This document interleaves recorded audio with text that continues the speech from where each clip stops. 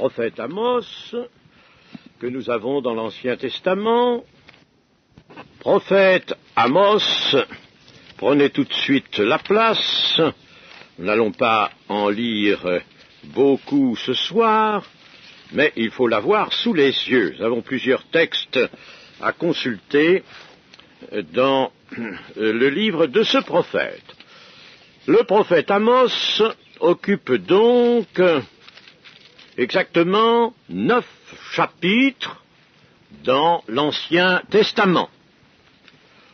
Et bien entendu, comme tout le reste de l'Ancien Testament, de la Bible, c'est la parole de Dieu. Tout est parole de Dieu.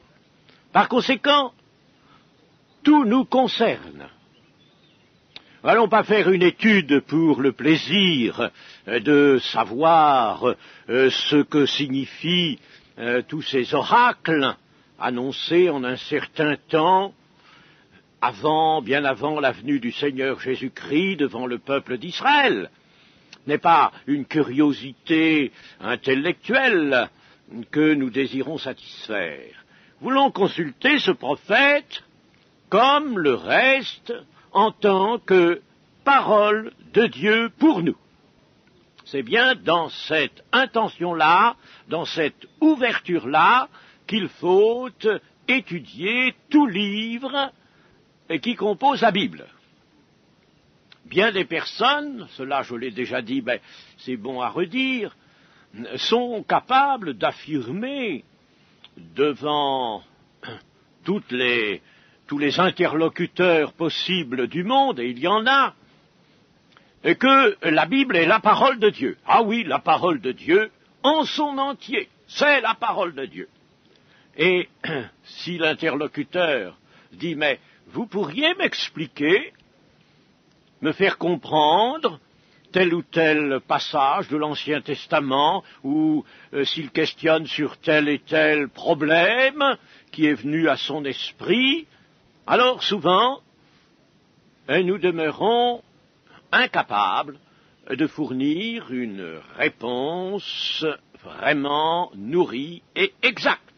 Alors, si nous annonçons que la Bible est la parole de Dieu, il faut la connaître. L'Église doit connaître la Bible dans son entier. Alors, par conséquent, notre étude prend place dans ce programme de connaissance de toute la parole de Dieu. Nous lirons simplement les 2 premiers versets, et puis nous aurons à consulter aussi peut-être d'autres versets maintenant. Chapitre 1, verset 1, parole d'Amos, l'un des bergers de Tekoa, vision qu'il eut sur Israël au temps d'Osias, roi de Juda, et au temps de Jéroboam, fils de Joas, roi d'Israël, 2 ans avant le tremblement de terre. Il dit, de Sion, l'Éternel rugit, de Jérusalem il fait entendre sa voix, les pâturages des bergers sont dans le deuil, et le sommet du Carmel est desséché. Nous allons partir déjà de ces 2 versets, mais il faut que nous situions l'action qui s'entreprend, que l'Éternel entreprend, en utilisant cet homme, le prophète Amos, qui n'était pas prophète précédemment, mais qui soudain le devient par la volonté de Dieu. L'action se passe à Béthel, dans cette ville de Béthel, qui avait déjà une histoire. Béthel était en effet la ville de l'antique sanctuaire cananéen, et c'est dans cette ville qui se nommait précédemment Luz, L-U-Z, enfin en transcription française, c'est là, tout près de cette ville, tout au moins, que Abraham établit son campement lorsqu'il vint, sur l'ordre de l'Éternel, du pays de Charan vers celui de Canaan. Quitte ta famille, quitte ton pays et va vers le pays que je te désignerai. Et Abraham était en route, il campa non loin de Béthel. Et cela se passait parce que c'est très difficile de fixer des dates tout à fait exactes, mais des dates approchées nous suffisent. Vers 1920 ans avant la venue de Jésus-Christ. Vous savez que le point de repère, c'est la venue de Jésus-Christ. Donc, vers 1920 ans avant notre ère, Abraham avait campé tout près de Béthel. Et c'est là aussi, alors tout à fait à Béthel, que Jacob s'était arrêté en allant vers le pays de Charan pour fuir la haine de son frère Ésaü. Et c'est là qu'il avait eu la vision de l'échelle. Alors cela se passait en 1760 années avant notre ère. 1760 ans avant notre ère. Et ensuite, en revenant plus tard du pays de Charan, Jacob s'arrêtera encore une fois à Béthel, et c'est d'ailleurs là qu'il donnera à cette ville, qui je vous l'ai dit s'appelait Luz, donnera le nom de Béthel, c'est-à-dire de maison de Dieu. Beth, El, Dieu, et Beth, maison, maison de Dieu. Et lorsque le prophète Amos s'y rend, nous allons voir dans quelles conditions, nous étions en 760 avant Jésus-Christ.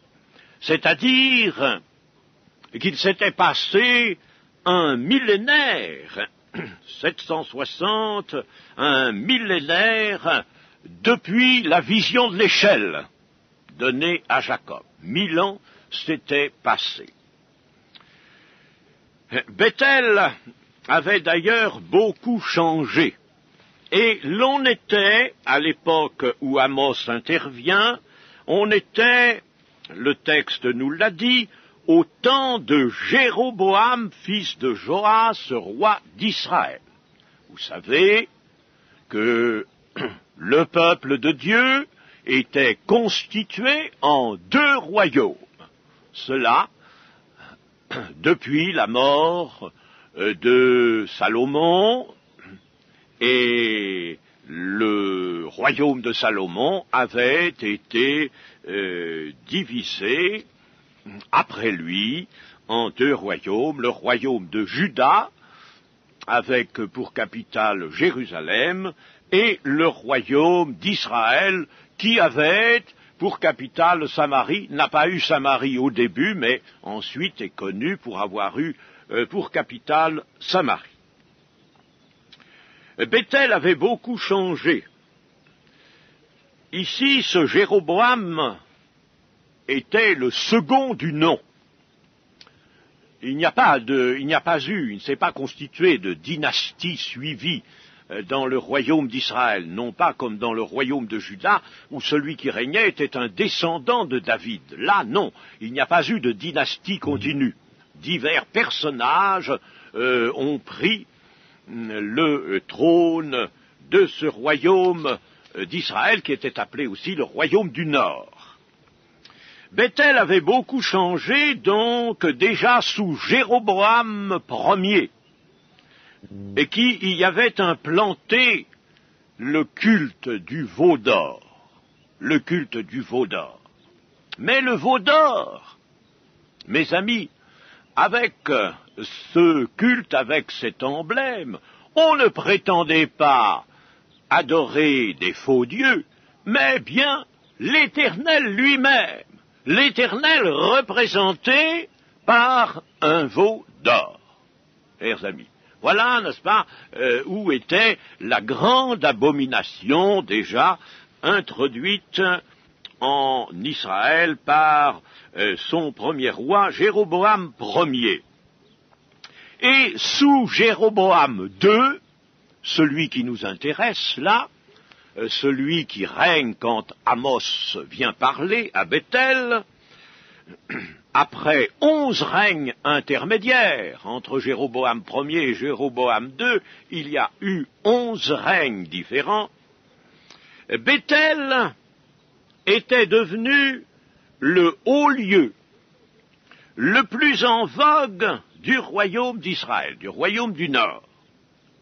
La capitale de ce royaume, à ce moment-là, était bien Samarie, comme je vous l'ai dit, mais Bethel était devenue une résidence d'agrément et une résidence, disons, royale.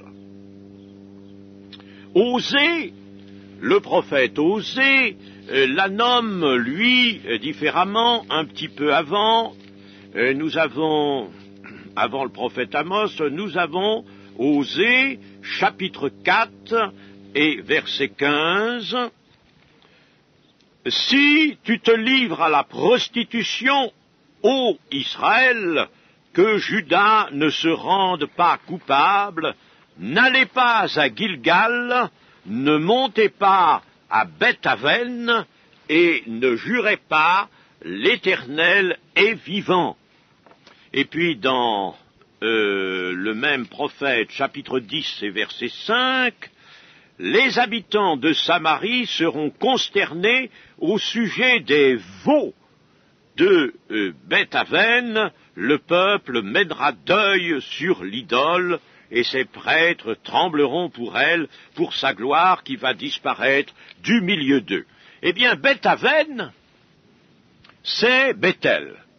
Ce que le prophète Osée appelle Beth-Aven, eh bien, Bethel. Seulement, il transforme le nom pour montrer l'indignation de Dieu, Beth-Aven signifiant maison d'iniquité. Au lieu d'être la maison de Dieu, Bethel, c'était en réalité Beth-Aven, la maison de l'iniquité. Bethel avait donc été profané et était devenu Beth-Aven, maison d'iniquité. Chers amis, c'est l'histoire de la terre, cela. On commence par être Bethel et l'on devient Beth-Aven, maison d'iniquité. Notre monde, c'est cela. Notre monde n'a-t-il pas été vu au moment où le Seigneur a introduit dans ce monde le premier-né, son fils premier-né, c'est-à-dire celui qui a primauté? Il l'a introduit dans ce monde comme sauveur, comme Seigneur, et il voulait que la terre entière, toutes les nations reçoivent l'Évangile, et que la terre entière devienne la maison de Dieu, un Bethel. Et aujourd'hui, où le mystère de l'iniquité s'est développé, l'iniquité a grandi comme le Seigneur l'annonçait, la terre, vous le voyez, notre société particulièrement est Beth-Aven, maison d'iniquité. C'est l'histoire donc, vous voyez, des hommes, de la société des hommes, qui, par la bonté de Dieu, à un moment forment un Bethel pour devenir, à la longue, un Beth-Aven, une maison d'iniquité. Le roi Jéroboam Ier avait prétendu remplacer Jérusalem par Bethel. Vous savez que, étant séparé de la tribu de Juda et de la tribu de Benjamin, il n'avait plus Jérusalem. Il ne pouvait donc plus aller au temple. Il aurait pu, évidemment, le faire, par obéissance, par soumission, mais telle n'était point la pensée de son cœur. Et alors, n'ayant pas Jérusalem, il s'était dit, eh bien nous aurons notre Jérusalem à nous. Nous allons nous donner à nous-mêmes une Jérusalem. Comme si l'on pouvait se donner un lieu à la place de celui qu'a choisi l'Éternel. Comme si on pouvait se donner un autre sauveur que Jésus-Christ. Et c'est pourtant bien avec le nom de Jésus-Christ. C'est pourtant bien ce que, dans certaines formes du christianisme, l'on est arrivé à faire. On s'est donné de faux Christ.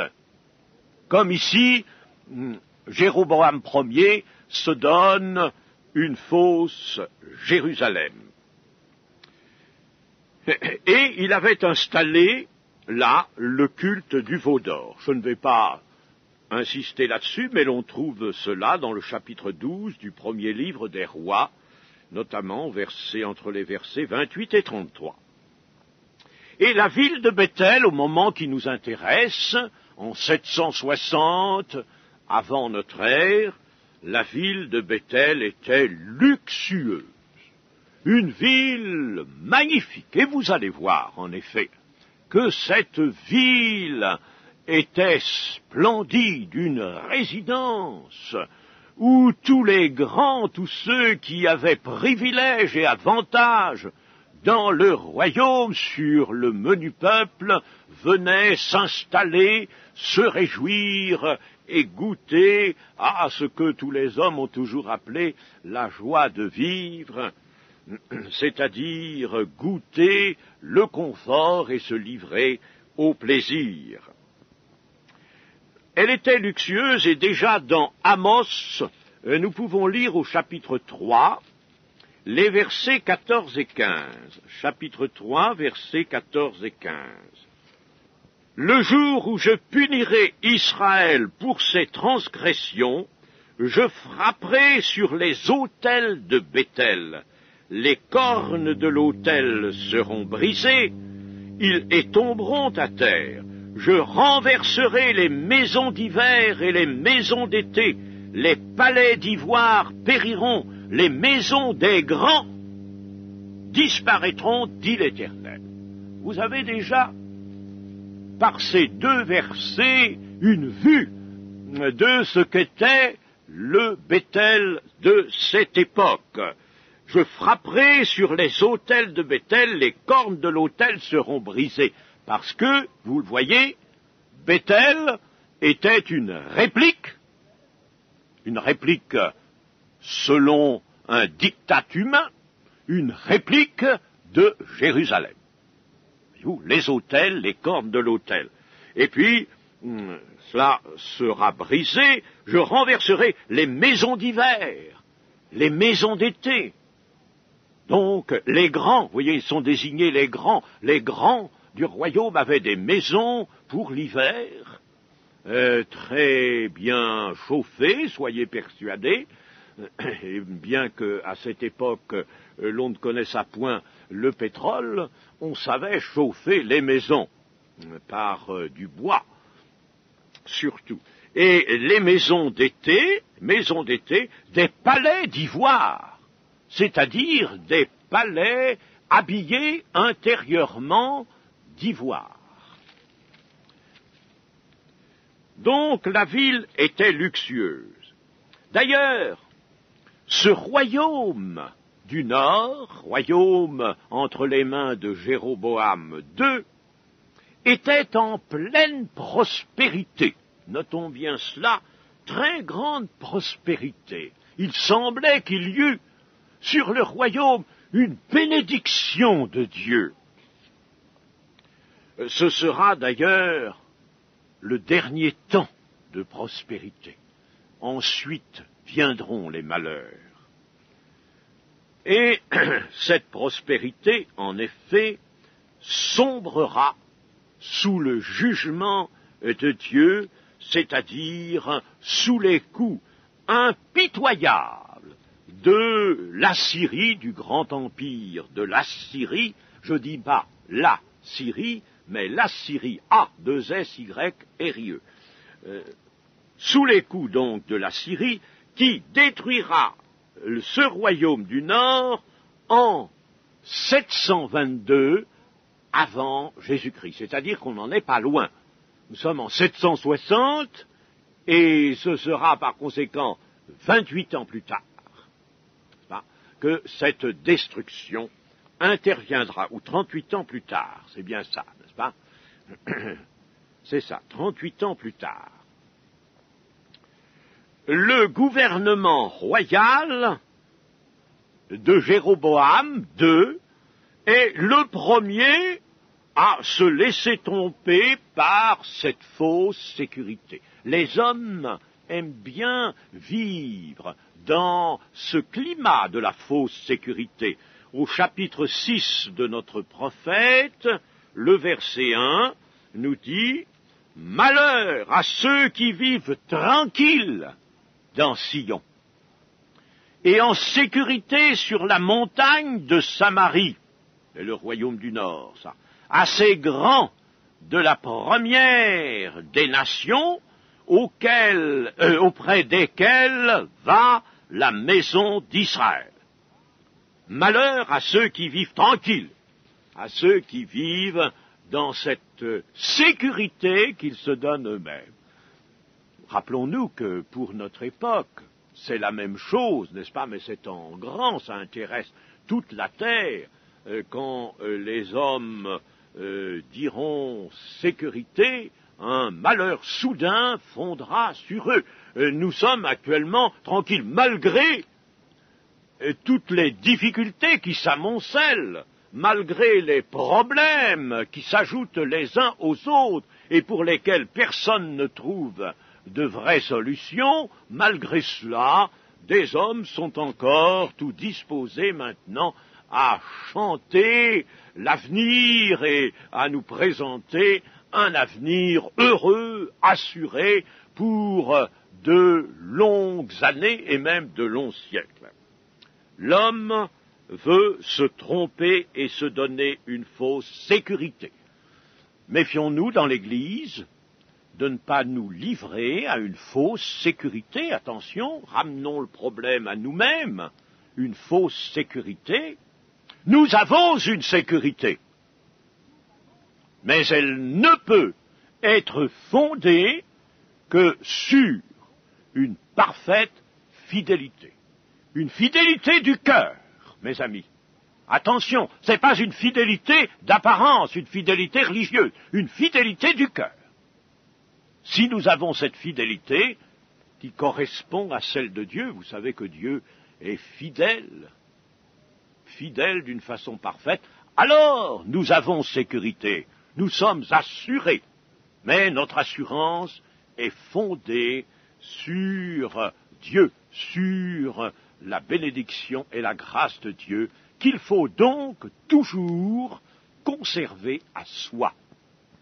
La ville de Béthel, j'y reviens, était donc une cité de confort et de luxe.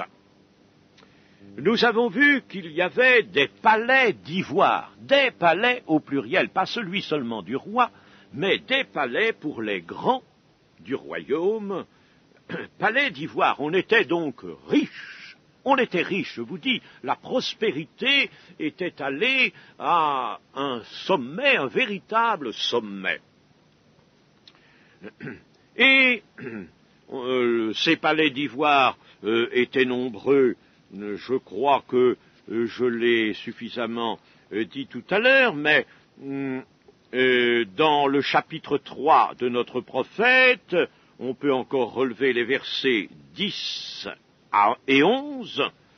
Ils ne savent pas agir avec droiture, dit l'Éternel. Ils entassent dans leur palais les produits de la violence et de la rapine. C'est pourquoi ainsi parle le Seigneur l'Éternel, l'ennemi investira le pays, il détruira ta force et tes palais seront pillés. Voyez, il y en avait des palais.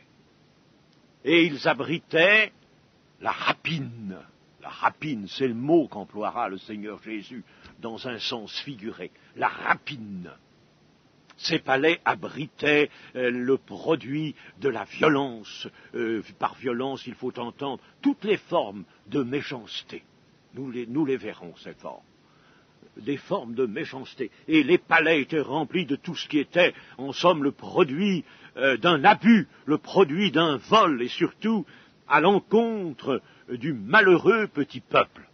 Le petit peuple, le peuple menu peuple, a toujours souffert, lui, des grands.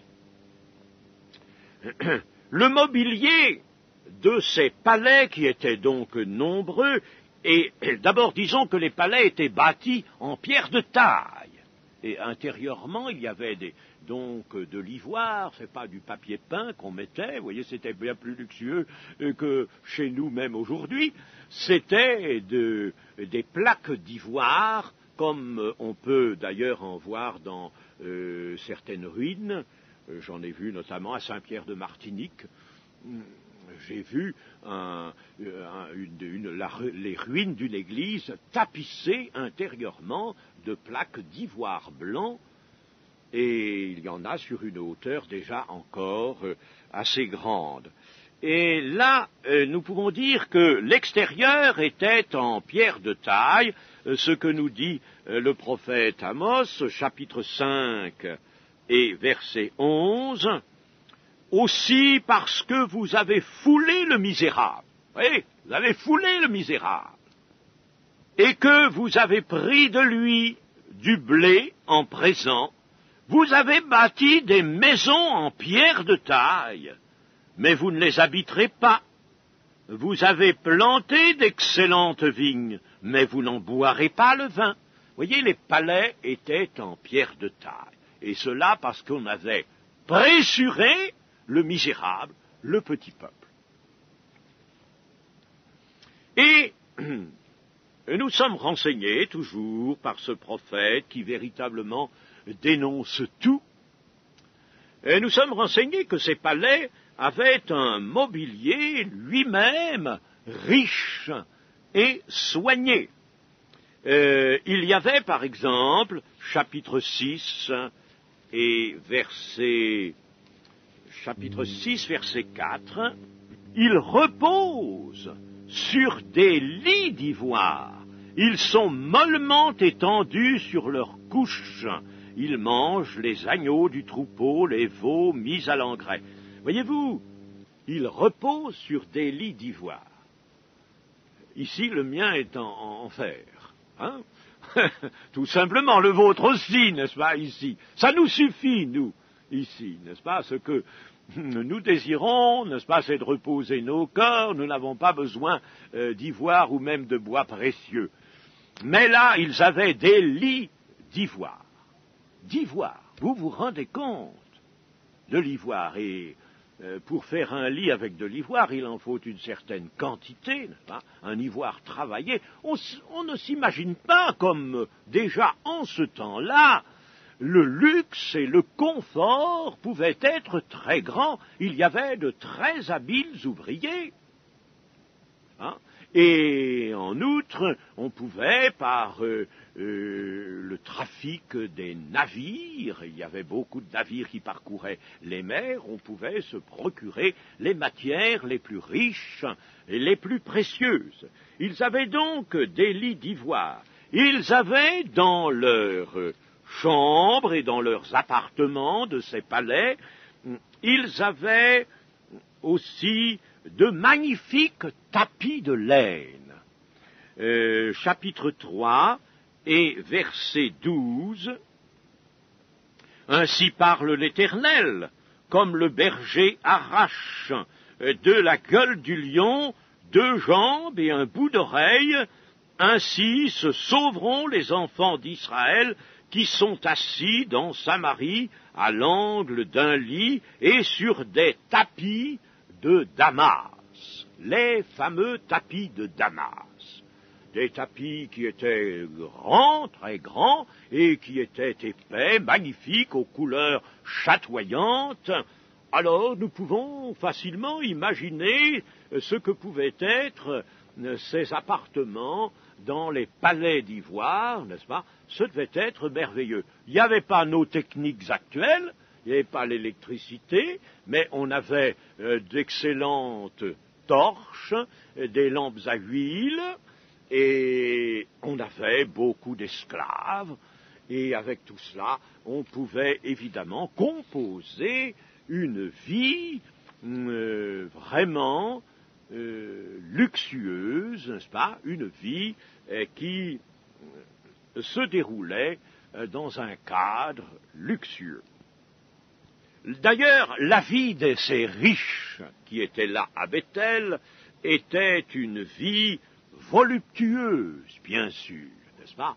Avec le luxe, avec ce grand confort, vient immédiatement, se présente cela, la volupté, une vie voluptueuse et abandonnée aux réjouissances les plus finement imaginées. Voyons par exemple dans chapitre 4, verset 1er, écoutez cette parole, génisse de Basan, qui êtes sur la montagne de Samarie, vous qui opprimez les misérables, qui écrasez les indigents, et qui dites à vos maris, apportez et buvons. Le Seigneur l'Éternel l'a juré par sa sainteté. Voici les jours viendront sur vous où l'on vous enlèvera avec des crochets, et votre postérité avec des hameçons. Vous sortirez par les brèches, chacune devant soi, et vous serez jetés dans la forteresse, dit l'Éternel. Apportez et buvons.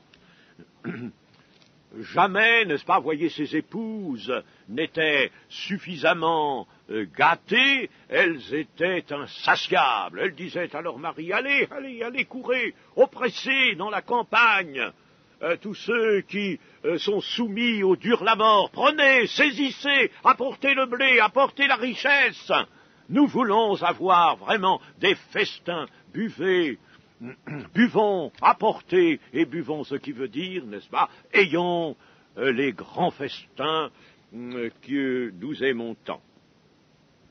Et nous avons aussi le chapitre 6, dans le même sens, chapitre 6, verset 4. Ils reposent sur des lits d'ivoire, ils sont mollement étendus sur leurs couches, ils mangent les agneaux du troupeau, les veaux mis à l'engrais, ils extravaguent au son du luth. Ils se croient habiles comme David sur les instruments de musique. Ils boivent le vin dans de larges coupes. Ils soignent, S''OIGNENT, avec la meilleure huile, c'est-à-dire l'huile la mieux parfumée. L'huile était le support des parfums. Ils soignent avec l'huile la meilleure huile, et ils ne s'attristent pas sur la ruine de Joseph. C'est pourquoi ils seront emmenés à la tête des captifs. Alors vous voyez ici, n'est-ce pas, il y avait des orchestres, et il y avait des troupes pour distraire ces gens dans leur palais d'ivoire. On chantait, on faisait des scènes, des comédies, des déguisements, et tout cela au milieu de festins interminables. Voilà quelle était la vie, voilà un aperçu de la vie de cette cité riche. Et pensons à Dieu qui voit ces choses, les amis, pensons à Dieu qui lui regarde. Il s'est donné un peuple, il s'est choisi un peuple, il l'a fait passer par la dure férule de l'Égypte, il l'a délivré de l'Égypte, et voilà ce qu'est devenu son peuple, voilà ce qu'il devient. Comprenons l'indignation de Dieu, comprenons-la, chers amis, il faut que nous entrions dans la pensée de Dieu, indignation, et il faudrait peut-être que, quand nous voyons des choses qui lui déplaisent, nous comprenions encore aujourd'hui que Dieu peut être indigné. Ne regardons pas toujours à travers nos propres lunettes, à travers par le moyen de notre vue humaine. Ne considérons pas les choses nous-mêmes, mais efforçons-nous d'avoir la pensée du Seigneur et de voir par la vue de Dieu ce que nous sommes, ce que nous faisons, ce qu'est notre Église, ce que sont nos foyers. Regardons par la vue de Dieu. Chers amis, il n'est pas nécessaire que ça atteigne ce degré de prospérité, de grand luxe et de grande méchanceté pour que Dieu soit indigné. Et il peut, sur le peuple de l'Église, être plus rapidement indigné, parce que c'est un peuple qu'il a mis à part, parce que c'est un peuple qu'il a béni d'une bénédiction qu'il ne s'était jamais trouvée auparavant, avant la venue de Jésus-Christ. Il nous a bénis de tant de bénédictions dans les lieux célestes en Jésus-Christ. Et s'il voit de l'infamie, s'il voit du laisser-aller seulement dans le peuple de l'Église, quelle ne doit pas être l'indignation de Dieu. Elle nous est traduite dans le Nouveau Testament. N'oublions pas ces passages-là. L'indignation de Dieu, la colère même de Dieu, nous est traduite en bien des passages du Nouveau Testament. À notre époque, on peut dire que, malgré toutes les récriminations qui s'élèvent dans la société humaine, société française par exemple, qui est la nôtre, on peut dire que malgré tout, chacun dispose de logements, d'appartements ou de maisons qui ont un certain confort. Les techniques ont produit toutes sortes de meubles ou toutes sortes d'accessoires, de robots, et qui nous permettent d'être dégagés de pas mal de tâches qui autrefois étaient celles des esclaves, mais qui étaient devenues un peu celles des ménagères. Et puis, nous avons de beaux appartements, nous pouvons facilement, et pour des dépenses encore accessibles, garnir notre maison de toutes sortes de choses et qui donnent un beau cachet d'ensemble. Il y a d'ailleurs parmi vous des ménagères qui sont très habiles, même quelquefois avec peu de choses, pour donner à leur intérieur véritablement un aspect réjouissant, agréable, l'aspect même, on peut dire, n'est-ce pas, un aspect confortable. Oui, c'est bien, à condition que ça ne dépasse pas une certaine mesure. C'est bien à condition que notre cœur n'y soit pas. Évidemment, si on peut, par exemple, acheter un canapé-lit qui soit de bonnes conditions et qui soit confortable, agréable à utiliser, mieux vaut cela, n'est-ce pas, avec la dépense que l'on peut faire, que d'acheter un meuble de même usage qui serait dur ou qui serait vilain, bien sûr. Mais attention que notre cœur n'y soit pas. L'Éternel sonde les cœurs et les reins.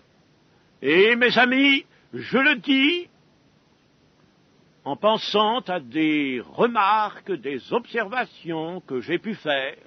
Attention, le cœur, notre cœur s'attache facilement à ces choses, à ce confort, à cette douceur du foyer, de la maison. Attention, chers amis, peut-être à notre table aussi. Oh, c'est facile de faire un bon repas aujourd'hui, on va au supermarché, il y a tellement de choses qui sont là, qui s'offrent à nous, n'est-ce pas? Attention à tout cela, chers amis, un beau jour, ce sera un beau jour en effet. Le moment viendra, la 7e trompette, la dernière trompette sonnera et nous partirons. Aurons-nous du regret de quitter ces choses? Sommes-nous prêts à les quitter? Avons-nous dans le cœur une attirance bien plus forte pour ce qui nous attend que pour ce que nous avons maintenant? Savons-nous que notre petit nid, notre petit nid douillet que nous avons dans notre petit appartement ou notre petite maison, attention, tout cela se situe dans le monde de l'iniquité. Y avez-vous pensé? Ah oui, ce petit nid douillet, il est dans un arbre corrompu. La terre, la société est cet arbre corrompu. Il est là, au milieu de l'iniquité, chers amis. J'y pense souvent à ça. Tu sais très bien, tu es bien chez toi, tu es tranquille, et tu goûtes le repos, là, tu as tout ce qu'il te faut, à la portée de la main. Bon, mais attention, attention, tout cela n'est que passager, Il faut que tu puisses t'en séparer de cœur, dès maintenant, pour pouvoir t'en séparer, dès que le moment viendra. T'en séparer vraiment, car tout cela, tu l'as dans le monde de l'iniquité. Tout cela, c'est entouré de l'iniquité. Eh bien, voyez déjà, notre prophète nous fait réfléchir à ces choses. Et c'est en cela que, notamment, ce livre prophétique, eh bien, la parole de Dieu, il nous amène à une sage réflexion. Tout cela a été écrit pour notre instruction, afin que nous, qui sommes parvenus à la fin des temps, nous comprenions, nous voyons, par l'histoire de ce peuple de Dieu, quels sont les dangers qui pourraient nous étreindre, et comment éviter ces dangers par un retour à l'Éternel ou par une grande fidélité à notre Dieu. Dans cette Béthel, le commerce allait bon train. Et le commerce, bien entendu, était, lui, établi sur la plus complète malhonnêteté. Voyons le chapitre 8 et le verset 4. Chapitre 8, verset 4. Écoutez ceci, vous qui dévorez l'indigent et qui ruinez les malheureux du pays, qui dévorez l'indigent et qui ruinez les malheureux du pays. Vous dites, quand la nouvelle lune sera-t-elle passée afin que nous vendions du blé? Quand finira le sabbat afin que nous ouvrions des greniers? Nous diminuerons l'épha, c'est-à-dire la mesure avec laquelle on pouvait livrer le grain. Nous diminuerons l'épha, nous augmenterons le prix, nous falsifierons les balances pour tromper, puis nous achèterons les misérables pour de l'argent et le pauvre pour une paire de souliers, et nous vendrons la criblure du froment. J'ai eu ma carrière dans le service qu'on appelle couramment le service de la répression des fraudes. On diminue la quantité et on augmente le prix. Hein? Ah, c'est ça le commerce. Oh, je ne dis pas que s'il y a des commerçants ici, que tous, bien sûr, ne soient atteints par ce reproche. Mais c'est une chose générale. La société elle-même aime faire ça. Je dirais même plus. L'État lui-même fait ça. Il augmente le prix et il diminue la quantité. Hein? Oui, je vous assure que l'État souvent prend des mesures dans ce sens-là. Et puis alors, n'est-ce pas, on a hâte. On dit quand finira le sabbat afin que nous ouvrions les greniers pour vendre. Parce que le sabbat, on ne pouvait rien faire, on ne pouvait pas livrer, on ne pouvait pas faire de commerce ce jour-là. Alors ils ont hâte que le sabbat passe. Est-ce que nous avons hâte que le dimanche passe pour retrouver, nous, nos activités? Mes amis, faut pas craindre le reproche que l'Écriture peut très bien nous faire à travers tout cela. À travers cette parole de Dieu, elle est là pour cela. Une fois, je me rappelle, j'ai entendu au milieu d'un groupe de frères et de sœurs qui étaient sortis de leur culte j'ai entendu des paroles, des propos, qui étaient à peu près ceci. Ah, attention, demain matin, à 8 heures, il ne faut pas que j'oublie de téléphoner. Ah, puis on va aller. Ah, puis attention, demain, c'est telle opération que l'on fait. Demain matin, sans faute. Ils se disaient ça l'un à l'autre. Chers amis, mon sang était en train de bouillir. J'ai dit, comment? Ils sont dans le culte, ils ont hâte d'être à demain. Hâte d'être au lendemain. Hâte que le dimanche, le jour consacré au Seigneur, soit passé pour pouvoir entrer dans leur activité. Oh, chers amis, mais toutes ces choses-là ne doivent-elles pas révolter notre Dieu, chers amis, qui lui sonde les cœurs et les reins? Ne pensez-vous pas que le Seigneur doit être véritablement plus qu'attristé, révolté, vraiment, quand il voit de pareilles choses? Le commerce, donc, était florissant, florissant par tous ces moyens malhonnêtes, et en même temps, à la même époque, dans le même cadre de Bethel, le culte, lui aussi, était florissant. Le culte était lui aussi très florissant. Bien sûr, il était abominable, mais il était florissant. Et il prenait place, il avait sa place dans la prospérité générale. Et il reflétait cette prospérité en de magnifiques cérémonies religieuses et fêtes. Nous lisons au chapitre 5, versets 21 à 27. Chapitre 5, versets 21 à 27. Je hais, je méprise vos fêtes, je ne puis sentir vos assemblées. Quand vous me présentez des holocaustes et des offrandes, je n'y prends aucun plaisir, et les veaux engraissés que vous sacrifiez en action de grâce, je ne les regarde pas. Éloigne de moi le bruit de tes cantiques, je n'écoute pas le son de tes luttes, mais que la droiture soit comme un courant d'eau et la justice comme un torrent qui jamais ne tarit. M'avez-vous fait des sacrifices et des offrandes pendant les 40 années du désert, maison d'Israël? À ce moment-là, en effet, dans le désert, les troupeaux s'étaient amenuisés, bien sûr.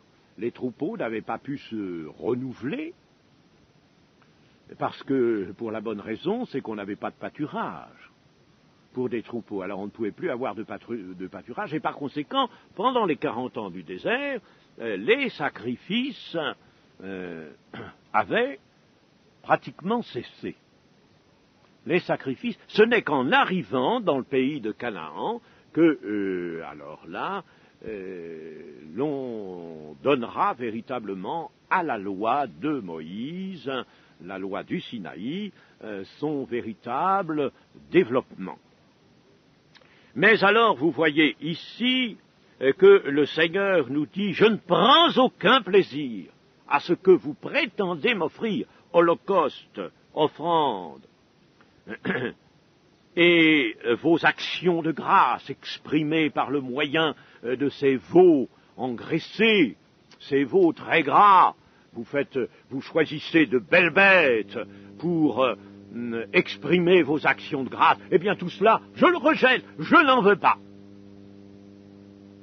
Parce que tout vient de votre esprit de rapine, tout vient de votre méchanceté, de votre violence, de votre infamie, de votre action perfide sur le peuple. Je ne les regarde pas. Éloigne de moi le bruit de tes cantiques. Je ne veux même pas entendre tes cantiques. Avez-vous pensé à nos cantiques, mes amis? Y avez-vous réfléchi quelquefois? Pensez-vous pas qu'il faudrait y réfléchir? Est-ce que nos cantiques sont des redites? Est-ce qu'ils sont chantés par habitude? Et pendant ce chant-là, est-ce que la pensée s'envole un peu partout? Est-ce que le cœur est changé quand nous venons dans l'église chanter des cantiques? Le cœur est-il changé? Soyez réconciliés avec votre Dieu, nous dit l'apôtre Paul, et il dit à l'église. Soyez réconciliés, soyez transformés. Parce que les chrétiens ont besoin d'entendre cela. Soyez réconciliés. Mais c'est la conversion, cela, oui. Mais vivez dans la réconciliation. Maintenez-la, la réconciliation, par un cœur pur, exempt de toute fraude, exempt de toute supercherie, exempt de toute mauvaise intention. Ayez des cœurs purs, des cœurs vraiment lavés. Le corps lavé d'une eau pure, dit Pierre, c'est-à-dire, n'est-ce pas, le cœur lavé d'une eau pure. C'est ainsi qu'il faut venir au culte. C'est ainsi qu'il faut chanter des cantiques. Et puis, on ne chante pas des cantiques. Ça a déjà été, il y a déjà eu des articles là-dessus, même dans le journal Pentecôte. Mais moi, je le redis, on ne chante pas des cantiques sur des im-boum-boum, n'est-ce pas, sur des rythmes empruntés aux Africains. C'est assez normal que des peuplades africains aient conservé un certain goût pour ces rythmes-là qui travaillent le psychisme. C'est assez normal, parce que vous savez d'où ils viennent, vous savez ce que, encore, n'est-ce pas, ce qui sévit dans ces pays-là, le fétichisme, toutes ces sciences et pratiques occultes, et puis tous ces arts particuliers qui sont exercés dans ces pays-là. Et bien entendu, n'est-ce pas, il y a toujours, je l'ai vu dans les Antilles, en Martinique par exemple, n'est-ce pas, eh bien, il y a toujours cette recherche du rythme qui, je vous le dis, n'est-ce pas, travaille le psychisme. Et c'est sur de tels accents, sur de tels rythmes, que l'on prétendrait chanter des cantiques à l'honneur de l'Éternel, chanter la gloire de l'Éternel. Ah non, certainement pas. L'Éternel n'écoute pas de tels cantiques. Il ne faut pas que la musique qui supporte le chant soit elle-même capable d'exciter la chair, de travailler la chair. Mes amis, j'ai assisté un jour de victoire. C'était la victoire remportée sur l'Allemagne. Et j'étais en Algérie. Et je fréquentais des familles israélites. Parce que j'ai toujours beaucoup aimé les Juifs. Je ne sais pas pourquoi. Parce que Dieu a voulu cela. Dieu m'a mis dans le cœur cet amour pour les Juifs. Et j'étais parmi les Juifs. Il m'avait invité. Il m'aimait bien aussi. Il m'avait invité. Je ne pouvais pas toujours leur parler de l'Évangile, bien entendu. Mais j'étais avec eux. Et alors ils m'ont dit, nous allons faire une fête. J'ai voulu assister un temps à cette fête. Et alors ils se sont mis à scander des airs. Mais vous savez, il y avait un rythme qui devenait de plus en plus prenant. Et je voyais ces hommes qui étaient excités. Au bout d'une heure et demie, ils étaient dans une sorte d'excitation par le rythme simplement. Ah, mes amis, et c'est sur ce mode-là que l'on voudrait chanter des cantiques à l'Éternel, eh bien qu'on le fasse, moi je n'en suis pas. Je ne serai jamais d'accord avec ça. Ce n'est pas une question de modernisme. C'est pas une question d'adaptation à l'époque, à notre époque, à son temps. C'est une question, tout simplement, de défaut de discernement. et de défaut d'amour véritable pour le Seigneur notre Dieu. Apportons-lui notre cœur. La musique a ses lois. La musique a les lois de l'acoustique. Et il y a une musique dans le ciel. Eh bien, essayons maintenant, avec nos chants, bien qu'ils soient composés par nous, essayons cependant d'y mettre, d'y placer l'expression de notre adoration et de notre amour pour le Seigneur. Et cela, selon les lois de la musique, celle qui peut vraiment charmer l'esprit et non pas l'âme, et non pas travailler la chair. Éloigne de moi le bruit de tes cantiques, je n'écoute pas le son de tes luttes. Pas trop de bruit non plus, par nos musiques, pas trop de bruit, pas trop de ces grands buffets-là, que l'on a, n'est-ce pas, et qui sont des baffles, comme on dit, n'est-ce pas? Pas trop de ces choses-là, chers amis. Vous croyez que c'est beau, ça? Vous croyez que ça plaît à l'oreille du Seigneur? Je ne le crois pas du tout. Pas du tout. Musique douce. Et laissez le Seigneur lui-même être notre maître de chant. Vous savez qu'il est capable de l'être. Le maître de chant. Je me suis trouvé avec ma compagne une fois en Suisse. Et pas parce que c'est la Suisse. Nous aimons beaucoup la Suisse, mais enfin, ce n'est pas pour cela que je dis ça. Mais enfin, c'était en Suisse. Et nous étions au milieu de gens qui chantaient sans instrument de musique. Il y a encore, d'ailleurs, des chorales qui ne se servent pas d'instruments de musique.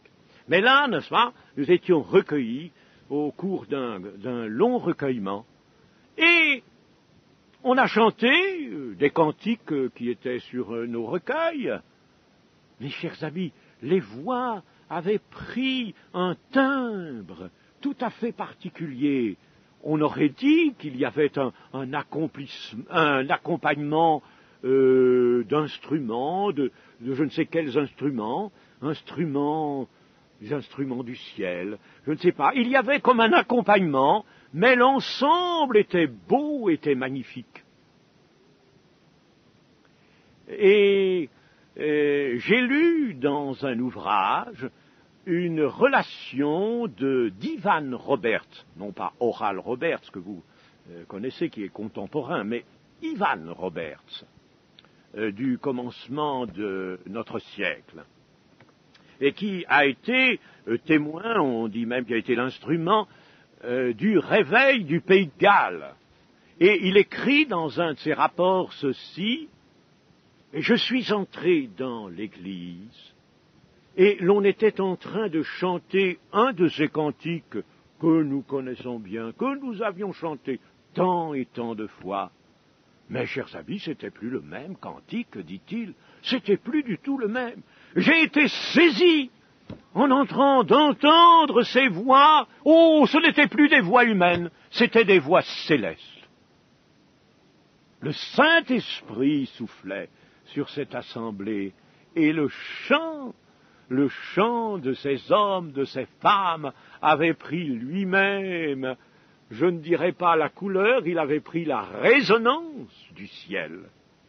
C'est Ivan Roberts qui s'en fait le témoin. Et je vous dis, j'en ai été, moi, en Suisse, dans une occasion plus récente, bien sûr, le témoin aussi. Le Seigneur peut lui-même se faire notre maître de chant et donner à notre chant une expression qui soit spirituelle. Voilà, pour le chant, il fallait tout de même que l'on en parle à propos de ce que dit ici le prophète Amos. Alors, c'était au milieu de fêtes bruyantes qui étaient des fêtes religieuses. C'était au milieu aussi de ces réjouissances effrénées, qui duraient des jours, des semaines, et le roi était là lui-même, Jéroboam II. C'était donc au milieu de ces fêtes que soudain surgit un étranger aux habits de berger, à l'aspect farouche, criant une complainte, car elle est appelée ainsi, une complainte prophétique puissante. Elle est tombée, elle est tombée. Elle ne se relèvera plus, la Vierge d'Israël. Elle est couchée par terre, nul ne la relève. Ah, on croirait déjà vraiment entendre le prophète Jonas, allant enfin lancer sa prédication à Ninive. Encore 40 jours et la ville sera détruite. Voilà comment le Seigneur parle devant un peuple qui s'est corrompu. Elle est tombée, elle ne se relèvera plus, la Vierge d'Israël. Et c'était un prophète, c'est Amos, aux habits de berger, un prophète rugissant. Nous avons lu au verset 2, il dit, de Sion, l'Éternel rugit. L'Éternel rugit. Et dans le chapitre 3 et au verset 8, le lion rugit. Qui ne serait effrayé? Le Seigneur, l'Éternel, parle. Qui ne prophétiserait? Amos vient en prophétisant sous cette forme. Sous cette forme. Un rugissement. C'est un rugissement. C'était un homme de Juda. Un homme de Juda. Et qui était exactement ce trouble fête? Il vient là au milieu de la liesse, de toute une sélection, la noblesse de ce royaume. Il vient fausser, il vient comme une fausse note, là. Et d'où vient-il? Il vient de Juda, il vient de Tekoa. Et lui-même, c'est un noked, en hébreu, ce qui veut dire un berger, et ce qui veut dire plus particulièrement un propriétaire de troupeaux. Propriétaire de troupeaux, et il était aussi planteur de sycomores. Planteur de sycomores.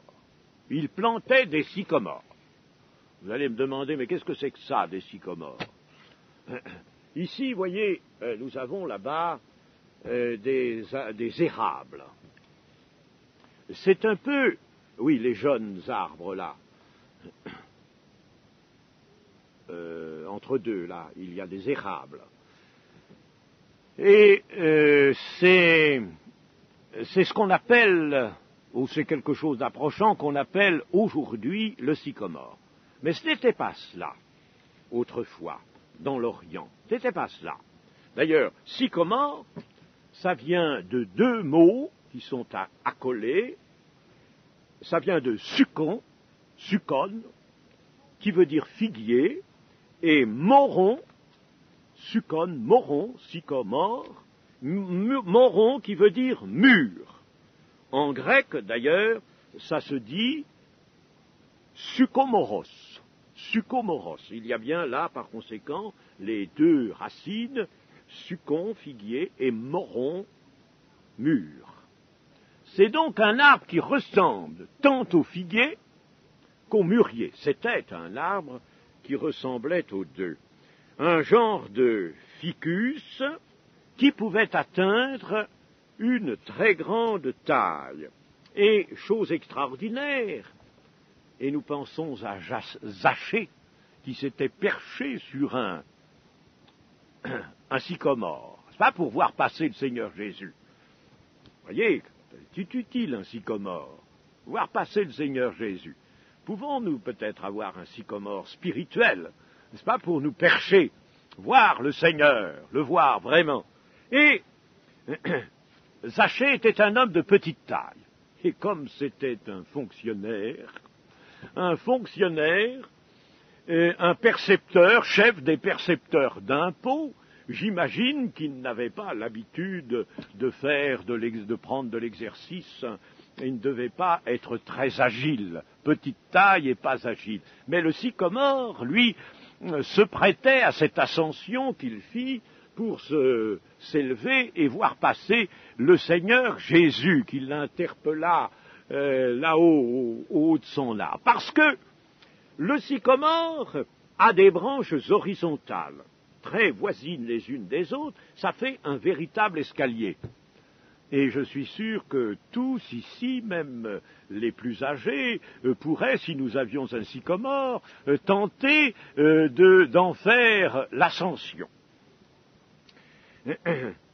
Des branches horizontales et très étendues, il peut avoir jusqu'à 15 mètres de circonférence.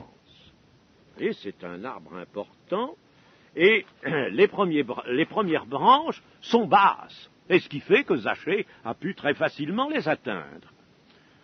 Cet arbre ressemble donc au figuier et au mûrier. Au mûrier par la feuille et au figuier par le fruit. Ce fruit du sycomore était un fruit d'un goût doux et fade. Mais on avait une pratique, et c'est cette pratique à laquelle Amos se livrait. On le piquait avec une sorte de pointe où on faisait une petite incision à ce fruit avant la maturité pour que s'écoule le suc âcre et doux qui donnait vraiment mauvais goût à ce fruit. Alors il devenait davantage comestible en mûrissant. Et l'arbre était très généreux, il y avait jusqu'à 3 fructifications. Alors vous comprenez que c'était un arbre qui permettait de magnifiques récoltes. Le fruit n'était pas très estimé des hommes en général, qui le mangeaient tout de même, mais cela fournissait un excellent aliment pour le bétail.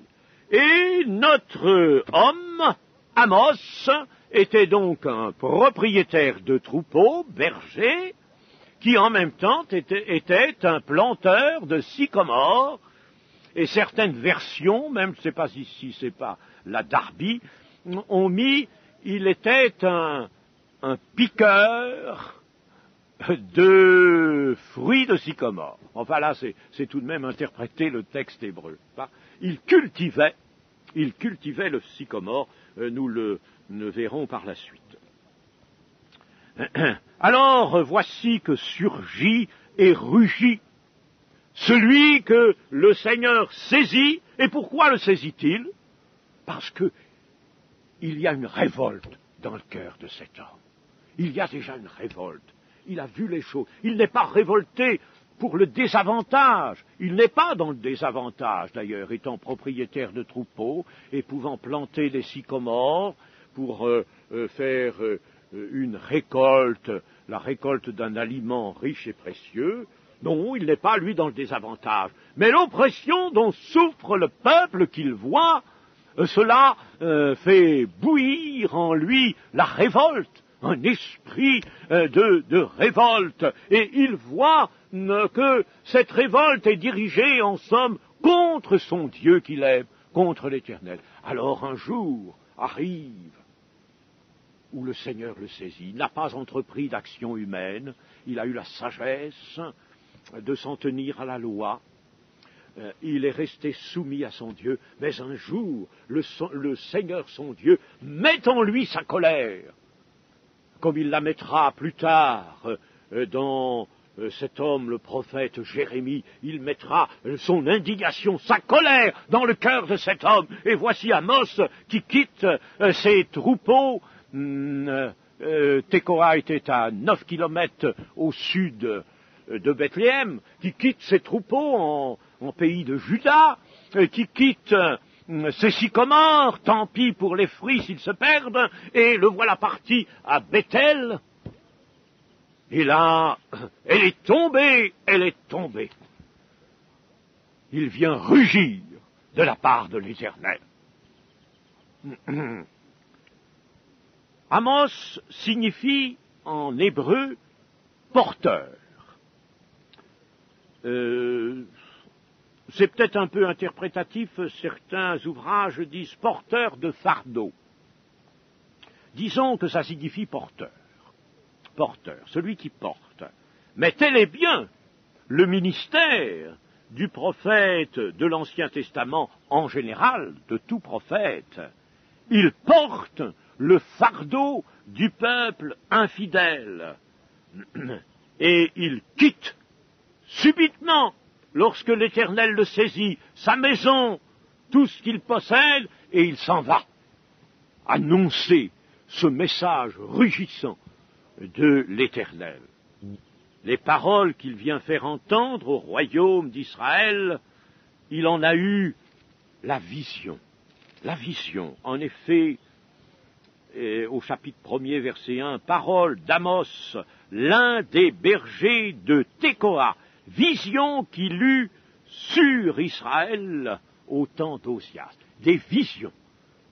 Et l'on peut dire que il a comme vue écrite devant lui les paroles. Il n'a pas vu de ses yeux de chair, il a vu intérieurement, il a vu des paroles. Les paroles de l'Éternel, il les a vues.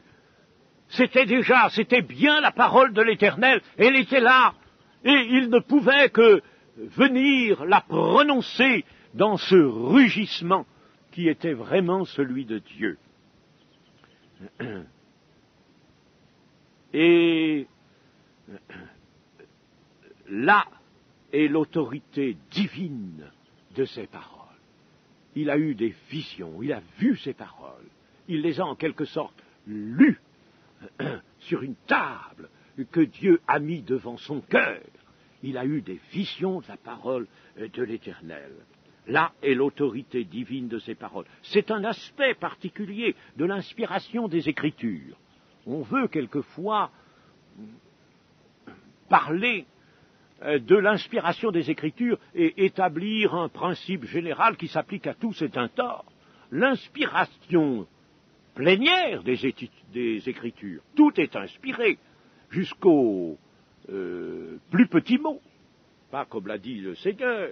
Oui, nous croyons à cette inspiration totale, plénière, verbale même, mais le mode d'inspiration a pu varier d'un moment à l'autre, d'une circonstance à l'autre, d'un homme à l'autre. Mais ici, véritablement, c'est une forme particulière de l'inspiration des Écritures. Il a vu devant son cœur, s'est présenté une vision des paroles qu'il avait à prononcer devant le peuple de Dieu. Aussi est-ce bien l'Éternel qui rugit par la bouche de son prophète. Et cette parole de l'Éternel fait entendre la menace d'un jugement qui va être caractérisé par le deuil. Le deuil, nous avons, le verset 2 que nous avons lu dit en effet ceci, de Sion l'Éternel rugit. Sion, c'est la demeure de l'Éternel, n'est-ce pas? De Sion l'Éternel rugit. De Jérusalem il fait entendre sa voix. Les pâturages des bergers sont dans le deuil et le sommet du Carmel est desséché.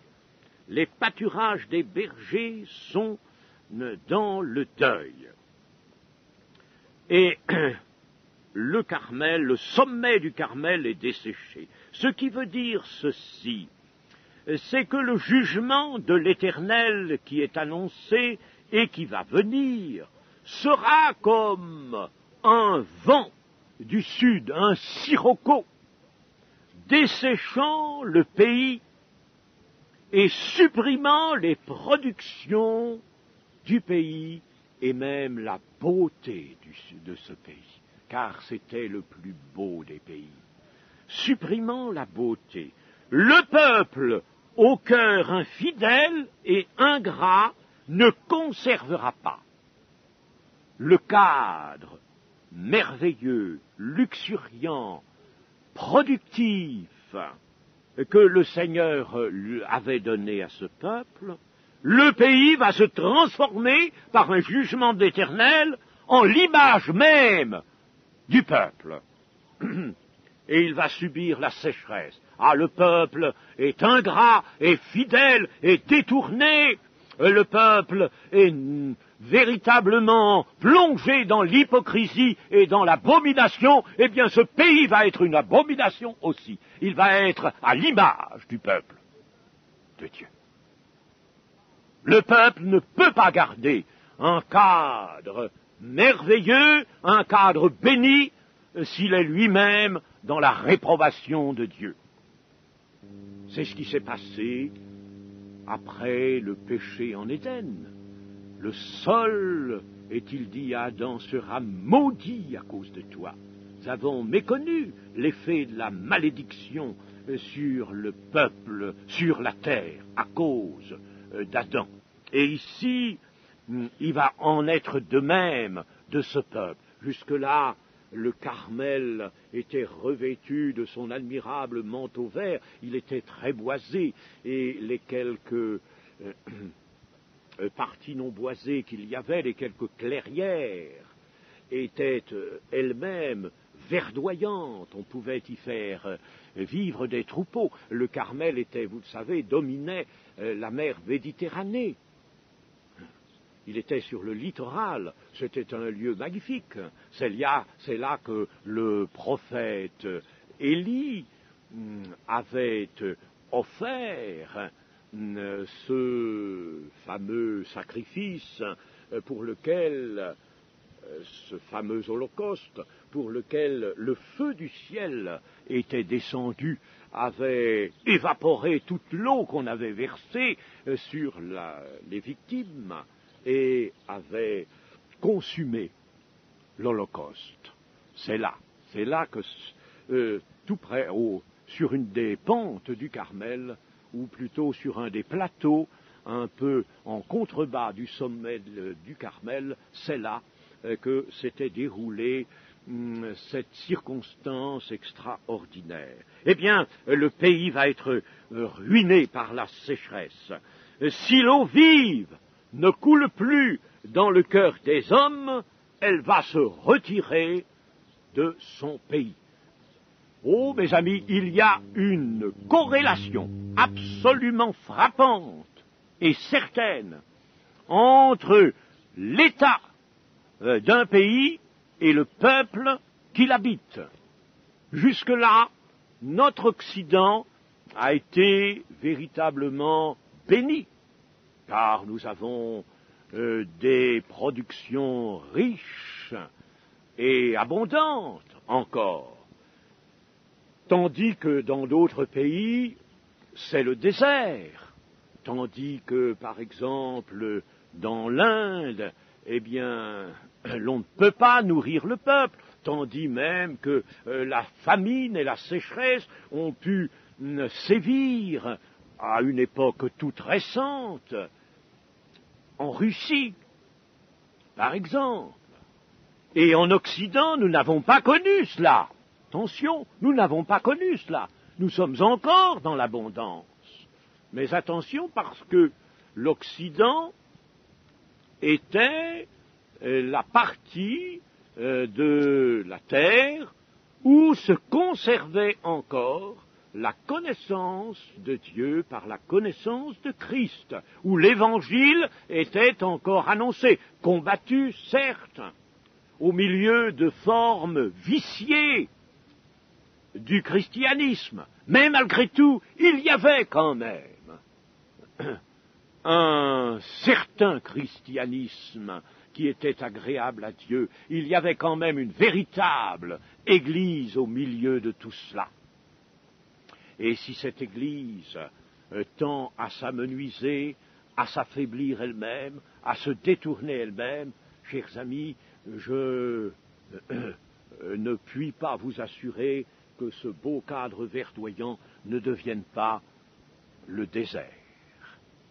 Oui, même encore maintenant, le Seigneur fera ces choses.